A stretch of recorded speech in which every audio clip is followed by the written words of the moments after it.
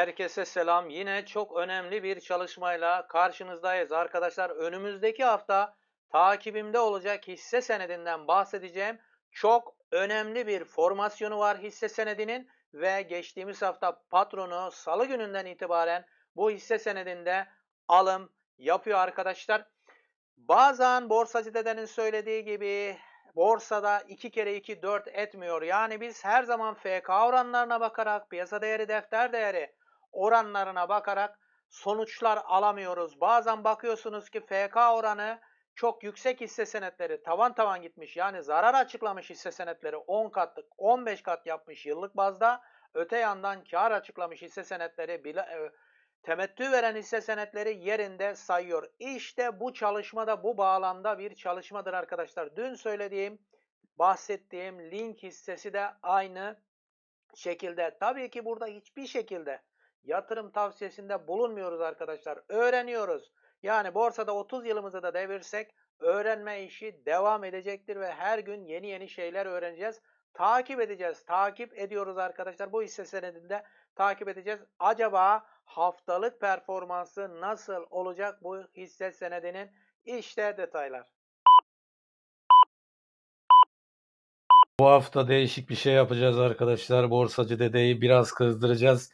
İzlediği zaman çanakçılar diyecek bize yine. Çanak kulp formasyonundan bahsedeceğim. Ve önümüzdeki haftada yine pazar günü bu hisse senedi ne yapmış? Bunun değerlendirmesini birlikte yapacağız arkadaşlar. Çanak kulp formasyonu nedir? Şöyle kısaca anlatacak olursak böyle bir çanak oluşumu varsa sonuna bir kulp ekleniyor ve çanağın boyu kadar yukarı yönlü hareket etmesi bekleniyor. Hisse senedinin şu şekilde bir trend çizmeye çalışacağım arkadaşlar. Burada bir çanak oluşumu var. Çanağın boyunu bir ölçüyoruz. Çanağın boyunu bir ölçüyoruz. Bir çubuk alıyoruz. Bu aldığımız çubuğu biraz daha kalınlaştırayım arkadaşlar. Daha net anlaşılsın. Rengini de değiştireyim. Mavi yapayım. Ve bu çanağın boyu kadar yukarı yönlü hareket etmesi beklenir bu hisse senedinin. Yani 5 lira 5,5 lira diyelim. 5,70 çok da iddialı olmasın da 5,5 lira hedefi var hisse senedinin arkadaşlar. Bu formasyonun hedefidir bu. Şimdi Formet Metal'in patronunun alımlarından bahsedeceğim arkadaşlar. Tabii bu hisse senedinden bahsetmemin sebebi sadece Çanakkol formasyonu değil. Geçtiğimiz hafta çarşambadan itibaren patronunun, hatta salıdan itibaren patronunun alımı arkadaşlar. Salı günü alım yapmış, ayın 17'sinde patron, 18'inde alım yapmış, 19'unda alım yapmış, 20'sinde alım yapmış. Ben de dedim ki herhalde patron karar vermiş, bu çanağa bir kulp yapacak, ondan sonra çanak kulp formasyonunu oluşturacak arkadaşlar.